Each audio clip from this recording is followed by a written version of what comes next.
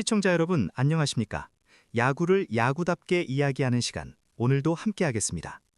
오늘은 뉴욕 양키스라는 거대한 조직, 그리고 이 팀을 직접 경험한 두 슈퍼스타, 코디 벨린저와 후안 소토의 이야기를 중심으로 우리가 흔히 숫자로는 설명되지 않는다고 말하는 팀의 분위기, 그 숨겨진 힘에 대해 차분히 짚어보려 합니다. 계약 규모, 연봉, 옵션 조항, 물론 중요합니다. 선수 경력과 미래를 결정하는 절대적인 요소죠. 하지만 왜 어떤 선수는 양키스를 열망하며 선택하고 또 어떤 선수는 결국 그 거대한 기회를 떠나기로 결심했을까요? 그 답은 아이러니하게도 화려한 경기장이 아닌 아주 조용하고 정제된 곳, 바로 클럽하우스 내부에 있었습니다. 먼저 코디 벨린저 이야기부터 깊이 있게 들어가 보겠습니다.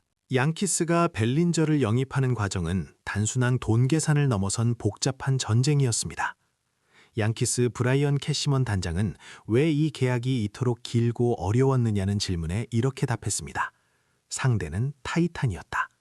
타이탄, 스콧 보라스 에이전시를 지칭하는 말이었죠. 그만큼 협상은 치열했고 계약 구조는 미로처럼 복잡했습니다. 최종적으로 발표된 계약은 5년 1억 6,250만 달러, 여기에 2개의 옵트아웃 조항이 포함되었습니다. 문제는 사치세 계산 연봉이었습니다. 첫 해 약 4,855만 달러, 다음해 4,475만 달러, 그리고 이후 3년은 2,400만 달러로 단순하게 나눠 떨어지지 않는 구조였습니다. 이 계약 방식은 양키스가 단기적으로 팀 역사상 최고 수준의 사치세 부담을 감수해야 함을 의미했습니다. 그럼에도 불구하고 양키스는 벨린저를 포기하지 않았습니다. 왜 막대한 세금까지 감수하면서 그를 붙잡으려 했을까요?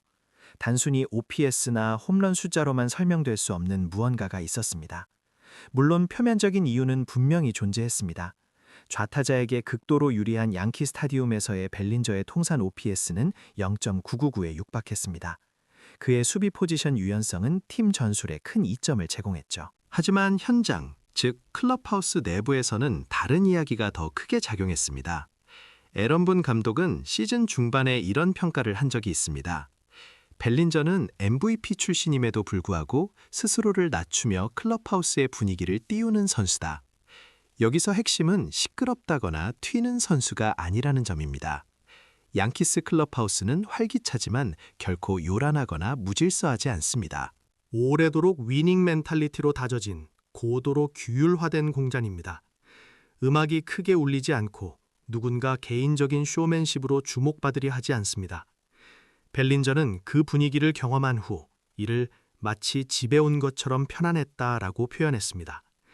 이 평가는 굉장히 양키스다운, 그리고 양키스가 가장 중요하게 생각하는 질서와 집중에 대한 찬사였습니다. 양키스는 OPS 0.999를 가진 선수가 그들의 문화에 완벽하게 녹아들 수 있는 인성을 가졌다는 사실에 더 높은 가치를 두었습니다. 이제 또 다른 슈퍼스타, 후안 소토 이야기로 넘어가 보겠습니다. 소토 역시 양키스의 이러한 정제된 분위기를 광적으로 좋아했습니다. 소토는 집중력이 극단적으로 높은 선수로 유명합니다. 타격 훈련에서조차 헬멧의 무게를 느끼기 위해 헬멧을 쓰고 임할 정도였습니다. 이런 유형의 선수에게 양키스의 조용하고 매 순간 승리에 집중하는 정제된 클럽하우스 문화는 최적의 환경을 제공했습니다. 양키스식 리더십은 마팅리에서 지터로, 그리고 지터에서 에런 저지로 이어지는 굳건한 계보를 가지고 있습니다. 저지는 소토의 가치와 몸값이 자신의 계약을 훨씬 뛰어넘을 것임을 알면서도 그의 영입을 구단에 적극적으로 지지했습니다. 그럼에도 불구하고 저지는 소토에게 직접 연락해 부담을 주거나 양키스로 와야 한다는 식의 압력을 가하지 않았습니다. 대신 그는 아주 짧고 강력한 메시지를 전달했습니다. 내 생각은 충분히 알고 있을 거다. 이 한마디에는 저지라는 현 시대 양키스 리더가 가진 무게, 그리고 상대 선수에 대한 깊은 존중이 고스란히 담겨 있었습니다. 소토는 이 모든 질서와 존중 속에서 자신이 원하는 최고의 야구에 몰입할 수 있었습니다. 하지만 소토는 결국 양키스가 아닌 매치를 선택했습니다. 15년 7억 6,500만 달러, 옵트인 조건을 모두 충족할 경우 최대 8억 달러에 달하는 계약 규모는 숫자로만 보면 그의 선택을 완전히 이해할 수 있게 만듭니다. 사상 최고액을 거절하기란 불가능에 가까웠을 것입니다. 그러나 계약 후 문제가 된 것은 역시나 분위기였습니다. 매치의 프란시스코 린도어는 훌륭한 선수이자 스타입니다. 하지만 그의 리더십 방식은 양키스의 질서와는 근본적으로 달랐습니다. 매치의 클럽하우스는 시끄럽고 감정 표현이 강하며 때로는 소란스럽기까지 했습니다. 이는 소토가 양키스에서 사랑했던 질서 있는 집중, 즉 매 순간 야구에만 몰두할 수 있는 고요함과는 결이 매우 달랐습니다. 소토가 수십 년간 굳어진 린도어 중심의 팀 문화를 홀로 바꿀 수 있었을까요? 현실적으로 8억 달러짜리 계약이라 할지라도 문화적 괴리를 극복하는 것은 쉽지 않은 일이었을 것입니다. 결과적으로 양키스의 선택은 옳았다는 평가가 나옵니다. 양키스는 FA를 1년 남긴 소토를 데려오기 위해 여러 핵심 유망주를 내주는 과감한 투자를 단행했고 그 결과 월드시리즈 진출이라는 눈부신 성과를 얻었습니다. 그리고 소토의 대안으로 영입한 벨린저. 트레이드 비용은 거의 공짜에 가까웠으며 그는 팀의 승리 기여도 4.9를 기록하며 기대 이상의 활약을 펼쳤고 양키스와 5년 재계약에 성공했습니다. 양키스의 선택은 합리적이었고 방향은 명확했습니다. 그들은 단순한 OPS나 WAR 외에 클럽하우스 문화에 완벽하게 녹아들 수 있는 인성과 태도를 갖춘 선수를 성공적으로 식별하고 붙잡았습니다. 시청자 여러분, 야구는 숫자로만 설명되지 않습니다. 특히 우승을 노리는 팀일수록 클럽하우스의 분위기와 문화는 전력 그 자체로 기능합니다. 코디 벨린저가 뉴욕에 남았고 후안 쇼토는 막대한 금액에도 불구하고 떠났습니다. 그 차이는 연봉 몇백만 달러가 아니라 어디에서 가장 야구 그 자체에만 집중할 수 있는가라는 질문에 대한 대답이었습니다. 양키스는 오늘도 그 답을 명확히 알고 있는 팀이며 그것이 그들을 끊임없이 위대한 팀으로 만드는 핵심 이유입니다. 오늘 이야기는 여기까지입니다. 지금까지 야구였습니다. 시청해주셔서 감사합니다. 이제 후안 소토의 이야기로 넘어가 보겠습니다. 소토 역시 양키스의 분위기를 사랑했습니다. 그는 집중력이 극단적으로 높은 선수로 알려져 있습니다. 타격 훈련에서 헬멧 무게를 느끼기 위해 훈련 중에도 헬멧을 벗지 않는다는 일화는 그의 집중력을 단적으로 보여줍니다. 이러한 선수에게 양키스의 조용하고 극도로 정제된 분위기는 마치 맞춤복처럼 느껴졌을 것입니다.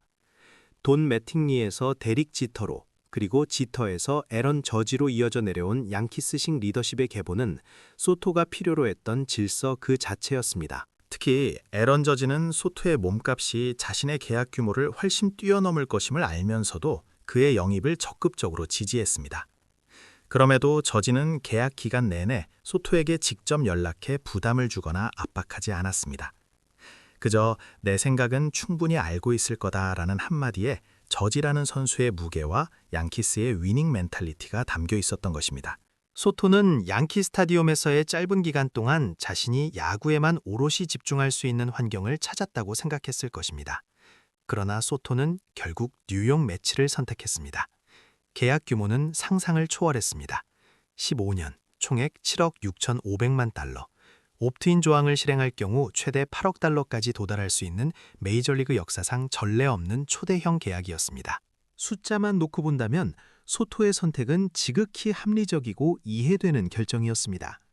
하지만 문제는 앞서 언급했던 클럽하우스의 분위기와 문화였습니다. 매치에는 프란시스코 린도어가 있습니다. 린도어는 의심의 여지 없이 훌륭한 선수이며 리더이지만 그의 리더십 방식은 양키스의 그것과는 결이 달랐습니다. 매치의 클럽하우스는 활기찬 것을 넘어선 시끄러움이 있었고 선수들의 강한 감정 표현이 여과 없이 드러나는 공간이었습니다. 이는 소토가 양키스에서 사랑했던 질서 있는 집중과는 완전히 다른 문화였습니다. 소토가 매치에 입단했을 때 그는 린도어가 오랜 시간 만들어 놓은 팀 문화를 혼자 힘으로 바꿀 수 있었을까요? 현실적으로 불가능에 가까웠을 것입니다. 소토는 돈을 선택했지만 그 대가로 자신이 가장 중요시했던 조용한 집중 환경을 포기해야 했습니다. 이러한 문화적 괴리는 결국 장기적으로 선수 개인의 퍼포먼스나 만족도에 영향을 미칠 수밖에 없는 중대한 요소입니다. 결과적으로 뉴욕 양키스는 FA 1년을 남긴 후안 소토를 데려오기 위해 여러 유망주를 내줬고 그 결과 월드 시리즈 진출이라는 눈부신 성과를 거두었습니다. 소토는 양키스의 우승 도전에 결정적인 역할을 수행하고 떠났습니다.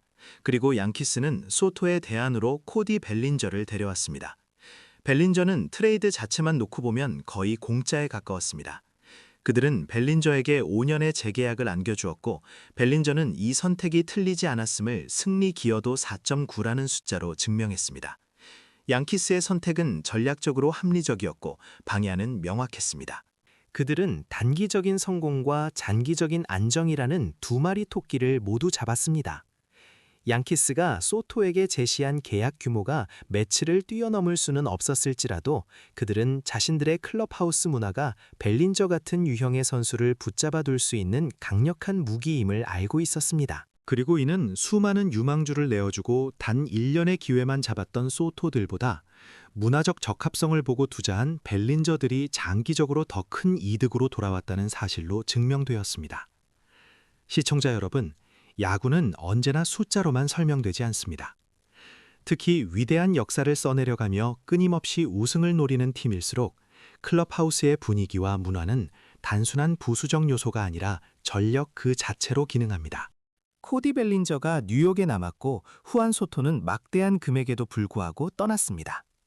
그 차이는 연봉 몇백만 달러의 미묘한 차이가 아니라 선수가 어디에서 가장 야구 그 자체에만 집중할 수 있는가라는 질문에 대한 대답이었습니다.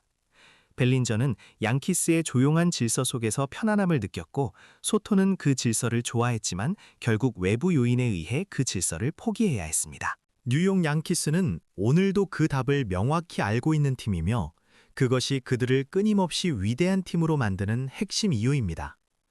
이처럼 계약서에 명시되지 않는 클럽하우스의 힘, 이것이 바로 양키스가 가진 가장 강력한 무기입니다. 오늘 이야기는 여기까지입니다. 지금까지 야구야구였습니다. 시청해주셔서 감사합니다.